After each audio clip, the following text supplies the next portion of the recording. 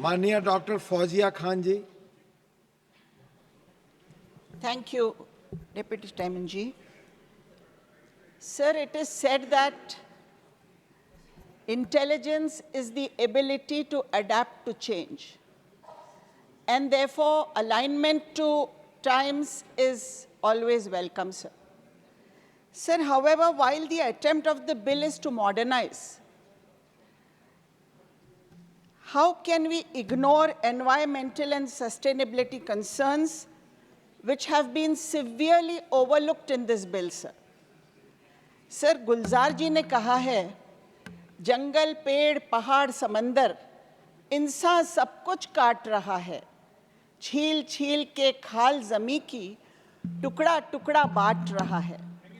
Sir, ऐसे हालात में इस तरह के बिल में अगर हम सस्टेनेबिलिटी के प्रश्न को इग्नोर करते हैं तो फिर is this adaptability to change, sir? Sir, industrial steam boilers are energy intensive and one of the major sources of air pollution in the country. This bill overlooks this concern completely, sir. Provisions mandating or incentivizing renewable energy integration are notably absent, and it lacks specific provisions for monitoring and controlling emissions. In May 2023, the MoEFC and CC has weakened emission standards for large boilers. These diluted rules, combined with poor enforcement, risk worsening pollution, sir. I urge that an environmental compliance expert be considered as a potential member of the Boilers Board being constituted under the Act to ensure alignment of boiler regulations with environmental standards and sustainability practice. I hope the Minister is listening to me.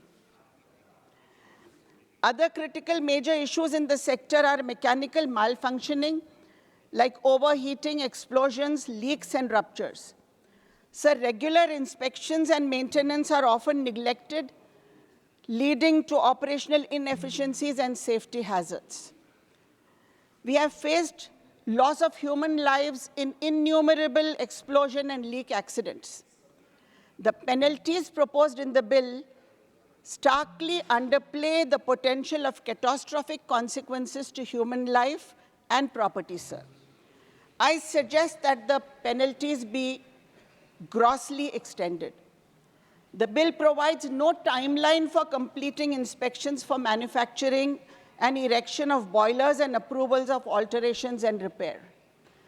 Sir, on the occasion of the 40th anniversary of the Bhopal gas tragedy, we must have a legislation that gives due diligence to routine inspections and encourages adequate quality checks. And the boilers bill must follow suit, sir. Third-party audits have been mentioned in the bill, sir, and we have given them the authority to certify. My question is, what is the logic behind giving certification authority to private persons? This must please be clarified by the minister. The Boiler Bill 24 lacks provisions for an insurance-based inspection system. While it allows private sector involvement through competent persons and inspecting authorities, it does not integrate comprehensive self-regulation or insurance-driven activities as we see in the UK laws, sir. Adopting a UK-style framework could enhance safety, reduce bureaucratic delays, and ensure higher compliance standards, I believe, sir.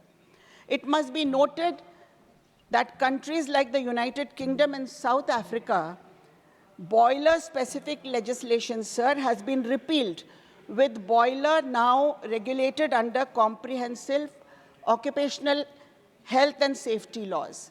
Sir, as I wind up, I must only say, in our effort to improve, let our vision be much broader. And when we modernize ourselves, let us not forget about the big calamity of environmental hazards over us. Thank you, sir. Thank you.